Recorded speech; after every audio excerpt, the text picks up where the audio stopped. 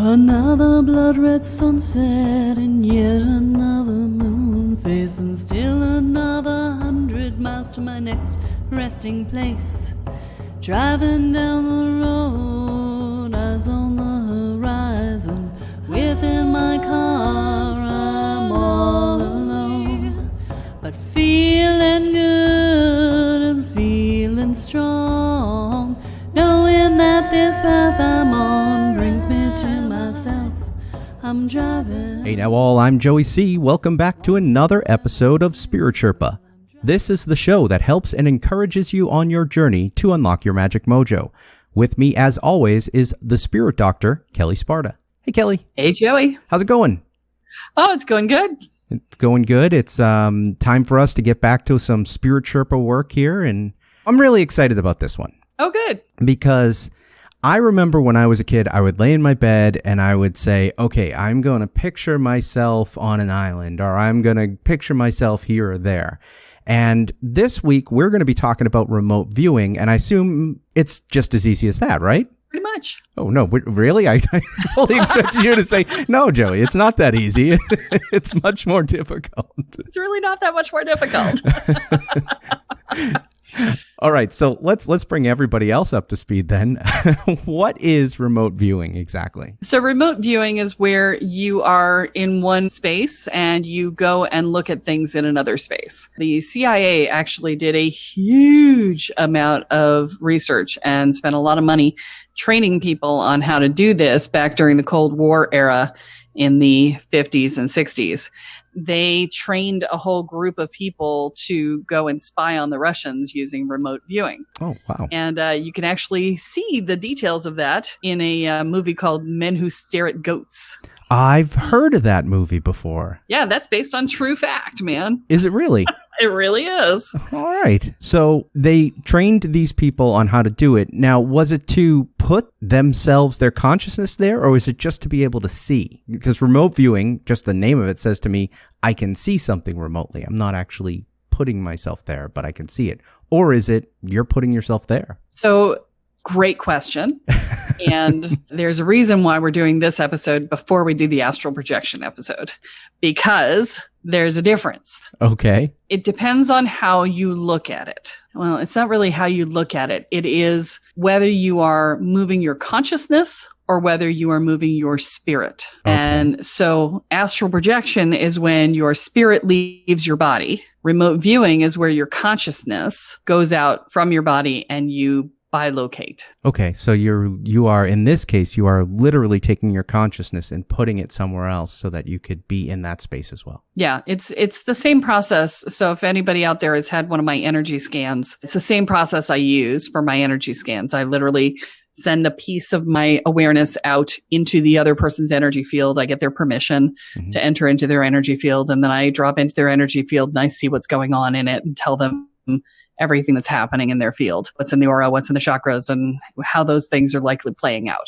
I do that through a process of remote viewing. It's literally sending a tendril of energy out to do that. Now, a lot of what I'm doing there is empathic remote viewing, because I'm sending a tendril of energy out to read an emotional field. So I'm going to get a little technical right now. Okay. I think that's good. I can tell that from the look of your face. You're like, what the hell is she talking about? Yeah. Okay. So I'm going to get technical. What I'm doing in that state is I'm sending out an empathic energy field. So I'm sending out my emotional context to be able to read with my empathic reading abilities how that person's energy field is functioning. Okay. Okay. When you do remote viewing for the purposes of like the spies did in the CIA, where they were going out trying to see what the latest submarine design was or whatever, they would send out their intellectual awareness out to identify as much detail as they possibly could from what they were learning to do. Okay. And they had a 75% success rate. Really? Yeah. Yeah. They got people trained up to getting 75% of it right. Wow. That is super cool. Yeah. So it seems like to me, one is more sensing and the other is viewing. A really valid way to say it. Okay, Yes. Cool. So I got to ask you the question, Kelly. Okay.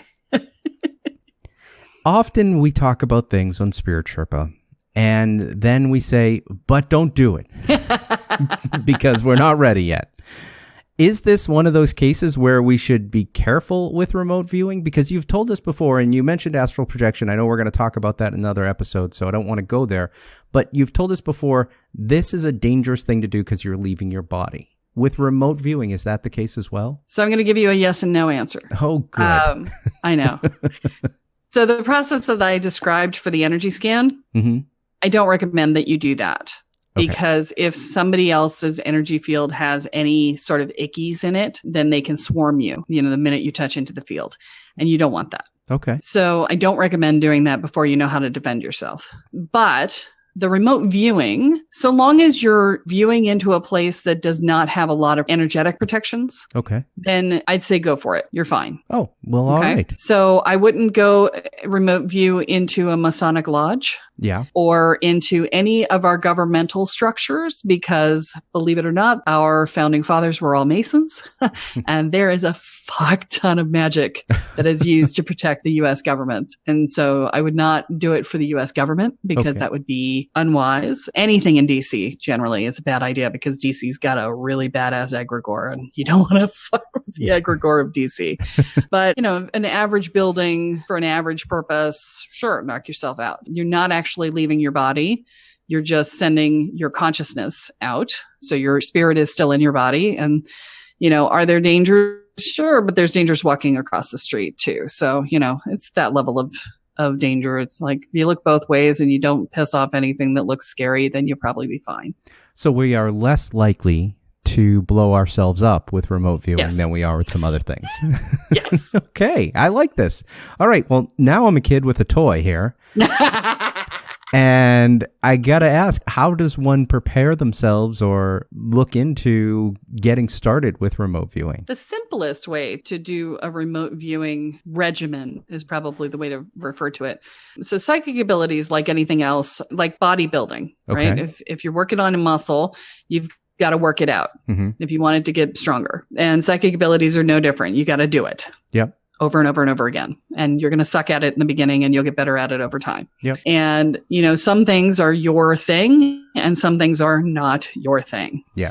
What I suggest as you're exploring this is, see how you do. If you get absolutely nothing right and you didn't enjoy the process, this is probably not your thing. Okay. But if you got anything right and or you enjoyed the process, then keep doing it and see how good you can get at it. There are two ways to do this. One is you can set yourself up to go to some place that you've never been before. Okay. And then before you go out and see if you can get in and see it beforehand. And then when you get there, see how well you did. Okay, that's one way. Another way that requires less sending out of your energy requires a partner in crime. And that is to take a box and put items in a box. Have somebody put items in a box and then give the box to you. But the challenge with having items in the box is that you don't know whether you are actually remote viewing or whether you're reading the other person's mind. Ah, okay. So is there a difference to go into the next room or into a box versus going across town or even across the country? No. I would assume it's, I would assume it's not. It's, if you could do exactly one, you could do the other. Yeah. The space-time continuum doesn't actually exist. So when we're doing this work, distance doesn't matter. So it's only about whether or not you can validate what you've seen through some way. If you remote view yourself to Mars, you can never really be sure if what you've seen there is reality versus the box you can do some practice with. Exactly. Yeah. And this is one of the biggest challenges that newbies in any sort of spiritual, psychic, whatever, magical construct, that's one of the biggest challenges that they have is you do these things and you think, oh shit, that worked. Right. And then you come up with all these rational reasons why it might have been something rational and not something magical. Right. And you can spend years, you can spend decades in that, what I call prove it stage. Right. Where you're trying to prove to yourself that it works most of the time because we're afraid to get it wrong. And so we don't tell anyone else. And what I will say to you is give yourself permission to get it wrong. Yep. And when you're doing this stuff, work with other people and tell them what you see, tell them what you feel, tell them what you've discovered. If you're doing tarot readings, say everything that comes to mind, even if it makes no sense to you. and see how much you get right and how much you get wrong. Treat it like an experiment rather than like a pass-fail test. Okay. Okay. Because when you treat it like a pass-fail test, you stress yourself out and you limit your ability to receive information. Whereas if you treat it like an experiment, you go, ooh, okay, I'm just going to say everything that comes to my mind. I'm not even going to care whether or not it's right. I'm not even going to care where it came from. I'm not going to care if I'm making it up. I'm just going to say everything that's coming to my mind. Yep. Because otherwise you say things and then you come up with excuses. Mm-hmm. You know, like I would go up and tell everybody at the coffee clutch at the spiritualist church that I got additional information for them. And I would tell them things that I had no right to know. And I would say, in my own head, I'm saying, it was a logical leap. Yeah. And the fact was, not a logical leap. There was absolutely no reason to know that that was what was going on. There was no hint of that information. And no, it was not a logical leap. But we'll tell ourselves that because we're afraid of our own power. That's why we do it. Mm-hmm. If you get stuck in prove it, it's because you're afraid of your own power. Yeah. And that's going to be the most limiting thing to your spiritual abilities out of anything. Yeah. And you've told us before with other things that you got to give yourself permission to fail and be wrong, like you said already, because that's the only way to get in. And is it like muscle memory at some point? But totally. Yeah. Okay. So it's that concept anyway. Yeah. Okay. Yeah. I mean, when I first started talking to my guides, I'm like, am I talking to my guides or are they talking to me or am I making up a conversation in my head? Mm-hmm. I don't know.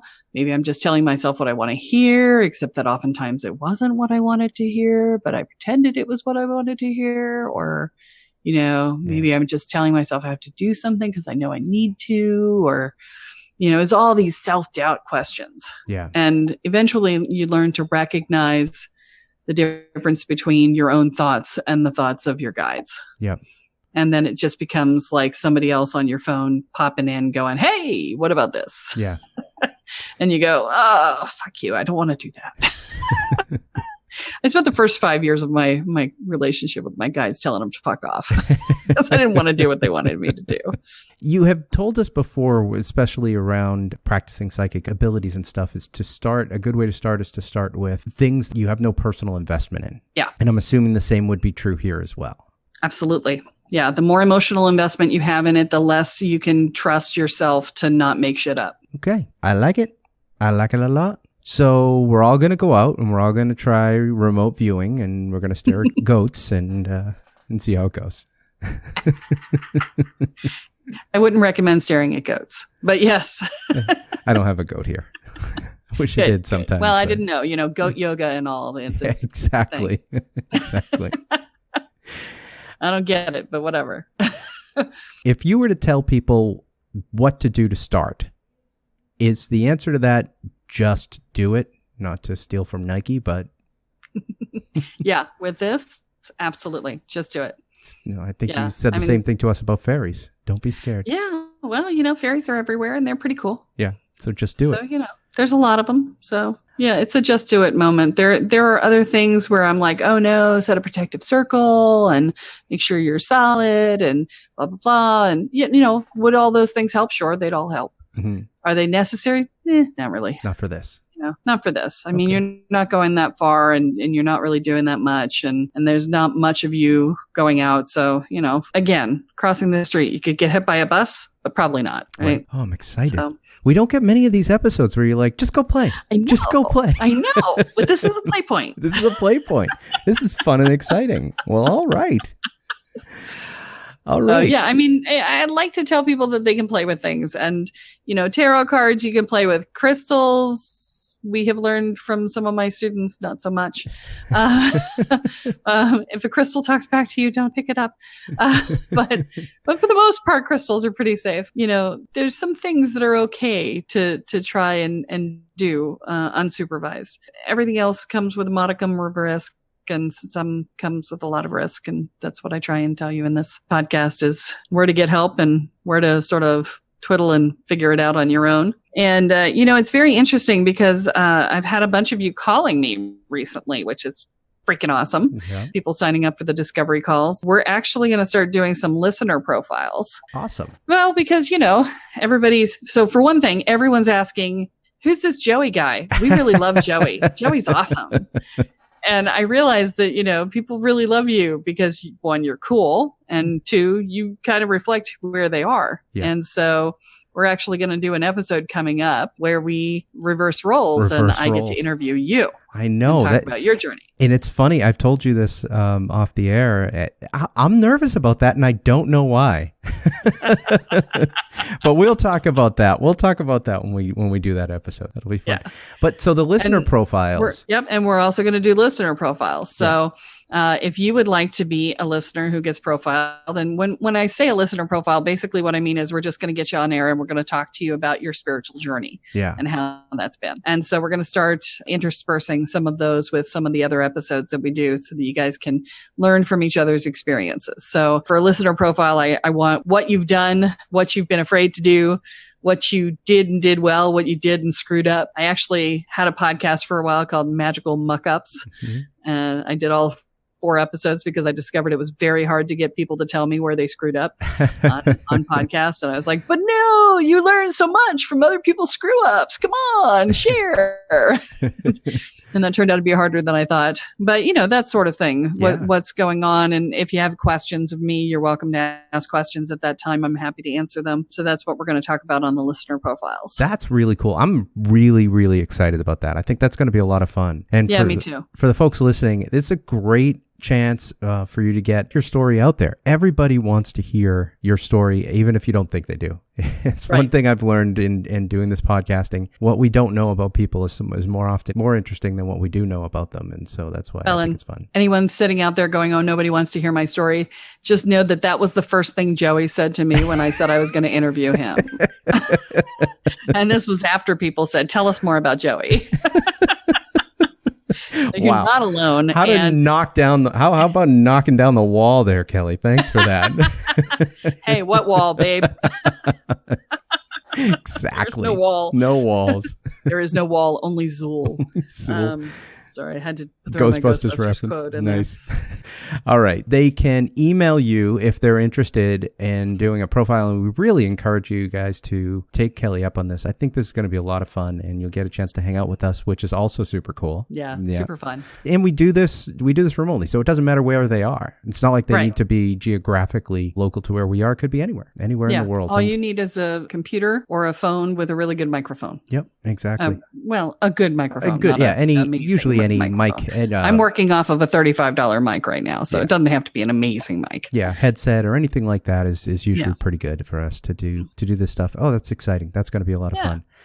So the other thing I want to mention is that we are running our permanent stress reduction program. Oh, what's that? Remember in the episodes where we've been talking about solidifying your personal container and how important it is to get out of survival mode before you step into solidifying your container? So the solidifying your personal container is the second step, but the first step is getting out of survival mode, because when you're in survival mode, there's no way for you to actually make any significant change in your life because you're too busy being defensive.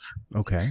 And permanent stress reduction addresses and solves survival mode. So it's a 6-week class for $599, which is a great price. And you get 3 live group coaching calls with one of my students running the calls, one of my coaches who's been through the whole system, really good at it. And you get 6 weeks worth of content that I've created just for you, specifically designed to help get you out of your survival mode process. So we address issues like fear, anxiety, worry, dread, and judgments, inner and outer. Okay. And we also begin to lay the foundation for self-love, which is that combination of things will get you out of survival mode. And that is the first step towards getting solid in yourself and becoming a really good magician, if that's what you choose to do. It's very, very cool. So they can go to permanentstressreduction.com. Yes. And that'll link them to a page which is on your site. So they need to be a little bit patient as it renders. Yeah. Just, wait a couple seconds for it to render, because it's got to forward and then render, because it was easier to give you a link that was permanentstressreduction.com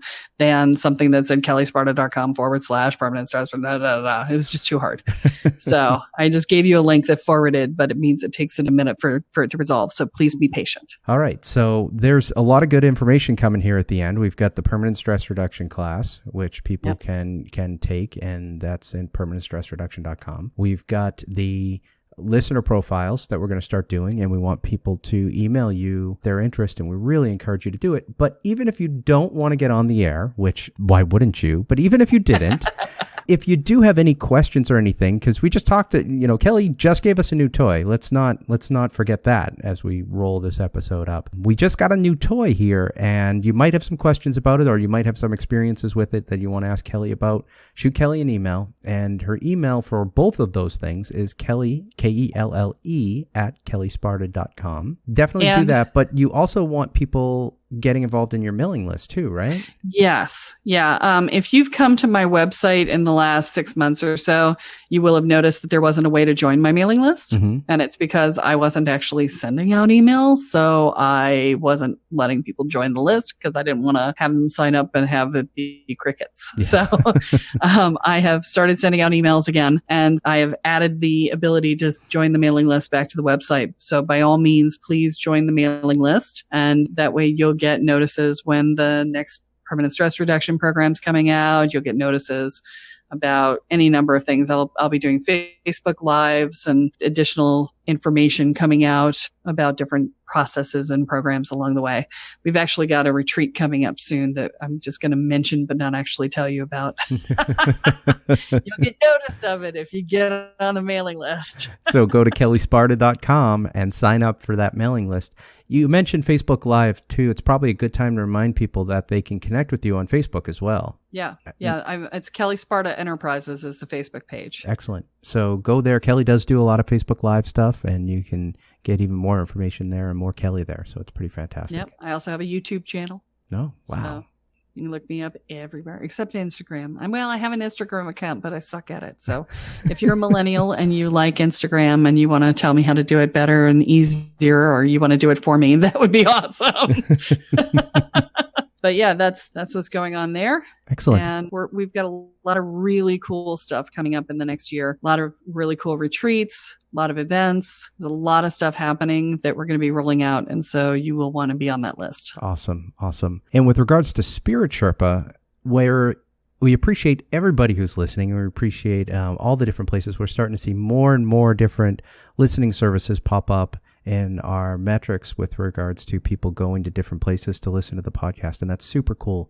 But if there is somewhere that you like to listen and you can't find Spirit Sherpa there, let us know, and we'll make sure. We just recently got on Spotify and some other, larger platforms which people are listening at. So that's fantastic. But wherever you're listening, we do want you to let us know what you think. So rate and leave a comment or a message or wherever it is there. Yeah. And if you love us and you want more people to love us, and that'll keep us actually doing this. If you want to guarantee that there will be more of these, feel free to post it into the Facebook groups that are around spirituality and, like the light workers and things like that.